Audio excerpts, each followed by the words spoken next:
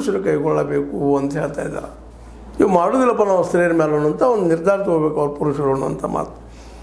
ಇದು ಅಷ್ಟು ಸುಲಭದ ಕೆಲಸ ಅಲ್ಲ, ಆದರೂ ಅವ್ರು ಹೇಳ್ತಾ ಇದ್ದಾರೆ ಮಾಡ್ರಿ ದಯವಿಟ್ಟು ಅಂತಿಲ್ಲ. ಸ್ತ್ರೀಯರ ಜೀವನದಲ್ಲಿ ಪ್ರೀತಿಯನ್ನು ತುಂಬಬೇಕು. ಪ್ರೀತಿ ವಿಶ್ವಾಸ ತುಂಬಿದ್ರೆ ಹೆಣ್ಮಕ್ಳು ಇವತ್ತು ಒಂದು ಸಮಾನತೆ ನಿಟ್ಟಿನಲ್ಲಿ ಬದುಕಬಲ್ಲರು, ತಮ್ಮ ಬದುಕನ್ನು ತಯಾರಿಸಬಲ್ಲರು ಅನ್ನುವಂಥ ಮಾತನ್ನು ಮಾತಾಡಿದ್ದಾರೆ. ಅವ್ರ ಮಾತಿನಲ್ಲಿ ಭಾಳ ವಾಸ್ತವಗಳಿದ್ದಾವೆ ಅಂತಲ್ಲ. ಯಾಕಂತಂದ್ರೆ ಇವತ್ತು ನಮ್ಮ ಸ್ತ್ರೀಯರ ಮೇಲೆ ಆಗುತ್ತಿರುವಂಥ ಮತ್ತು ಇವನ್ನ ನಾವು ಸಾಕಷ್ಟು ಥರ ಇದನ್ನು ಖಂಡನೂ ಮಾಡಿದ್ದೀವಿ, ಟೀಕೆನೂ ಮಾಡಿದ್ದೀವಿ.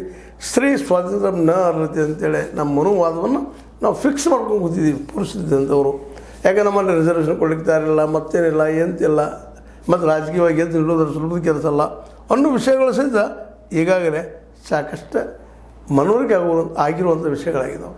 ಈ ಎಲ್ಲ ನೆಲೆಯಲ್ಲೇ ಇವತ್ತು ನಮ್ಮ ಎಚ್.ಎಸ್. ಶ್ರೀಮತಿಯವರು ಒಂದು ವ್ಯಾಖ್ಯಾನ ಮಾಡ್ದೇನೆ ಹೇಳ್ತಾ ಇದ್ದಾರಪ್ಪ ಅಂತಂದ್ರೆ, ಬಲಹೀನರನ್ನು ಇಲ್ಲೇ ತುಳಿಯುವ ವ್ಯವಸ್ಥೆ ಅದ ಅನ್ನುವಂಥ ಮಾತನ್ನು ಹೇಳ್ತಾ ಇವತ್ತು ನಮ್ಮ ಪುರುಷರ ಸಹಕಾರ ಬೇಕಾಗಿದೆ, ನಮಗೆ ಎದ್ದು ನಿಲ್ಲೋದಕ್ಕೆ ಅವಕಾಶ ಮಾಡಿಕೊಡ್ಬೇಕಾಗಿದೆ ಅಂತ ಅನ್ನೋಂಥ ಮಾತು ಮಾತಾಡ್ತಾ ಇದ್ದಾರೆ.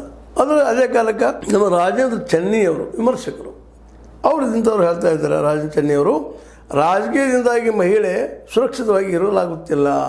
ಇವತ್ತು ರಾಜಕೀಯ ಹೋಗ್ಬಿಟ್ಟರು ಪ್ರತಿಯೊಂದು. ಒಂದನೇದಾಗೆ ನಮ್ಮ ಎಚ್.ಎಸ್. ಶ್ರೀಮತಿಯವರು ಹೇಳಿದರು, ಸಂಪನ್ಮೂಲ ಅಂದ್ರೆ ಇಲ್ಲಿ ಆರ್ಥಿಕ ಸಮಾನತೆ ಬರಬೇಕು ನಮ್ಮಲ್ಲಿ ಅನ್ನುವಂಥ ವಾದ ಮಾಡಿದರು. ಅದು ಒಪ್ಪುವಂಥ ವಿಷಯ. ಆದರೂ ಕೂಡ ಅವ್ರು ಯಾರು ಅನ್ನುವಂಥ ಪ್ರಶ್ನೆ ಅದ. ಯಾಕಪ್ಪ ಅಂತಂದ್ರೆ ಅಪ್ಪ ಈಗಾಗಲೇ ಇಡೀ ಅರ್ಥವ್ಯವಸ್ಥೆ ಮೇಲೆ ತನ್ನ ಹಸ್ತಿನ ಕೂತ್ಬಿಟ್ಟಿದ್ದಾನೆ, ಅಲ್ಲಾಡ್ದಂಗೆ ಕೂತ್ಕೊಂಡ್ಬಿಟ್ಟಿದ್ದಾನೆ. ಅದು ಸರಿಸೋರು ಹೆಂಗೆ ಅಂತೇಳಿ. ಇನ್ನು ಎರಡನೇದಾಗೆ ನಮ್ಮ ರಾಜೇಂದ್ರ ಚೆನ್ನಿಯವರು ಅವರು ಮಾತಾಡ್ತಾ ಇದ್ದಾರೆ ಏನಪ್ಪ ಅಂತಂದ್ರೆ, ಆಕೆಗೆ ಒಂದೆಡೆ ಅವಕಾಶ ತೆರೆದುಕೊಂಡರೆ ಇನ್ನೊಂದೆಡೆ ಅಸ್ತಿತ್ವ ಇರಂತೆ ಮಾಡುವ ಹಿಂಸೆ ನಡೆಯುತ್ತಿದೆ. ಅವಕಾಶ ಒಂದು ಕಡೆ ಕಲ್ತವ್ರಲ್ಲ ಆಗ್ಲಿಕ್ಕೆ ಕೊಡ್ಲಿಕ್ಕೆ ಇತ್ತಿದ್ದಾರೆ, ಇನ್ನೊಂದು ಕಡೆ ಹಿಂಸಾ ಮೂಲಕ ತುಳಿತಾ ಇದ್ದಾರೆ. ಈ ಸಮಾನತೆ ಬರೋದು ಹೆಂಗೆ ಅಂತೇಳಿ ರಾಜೇಂದ್ರ ಚೆನ್ನಿಯವರ ಮಾತಿದು. ಅವರು ಹೇಳಿದ್ರಲ್ಲಿ ಅರ್ಥ ಅದ.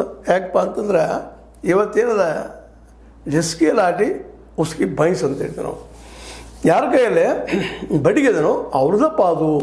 ಯಾಕೆ ಒಂದು ಕಾಲಕ್ಕೆ ಈ ನಮ್ಮ ಎಮ್ಮೆ, ಆಕಳ, ನಮ್ಮ ಹೊಲ, ಮನೆ ಇವೆಲ್ಲ ನಮ್ಮ ಆಸ್ತಿಗಳೆಲ್ಲ. ಹೀಗಾಗಿ ಅವ್ರ ಮೇಲೆ ಯಾರು ಕಮಾಂಡ್ ಅದಾರ, ಯಾರು ಹಕ್ಕದ ಅಂದ್ರೆ ಪುರುಷರ ಹಕ್ಕದ.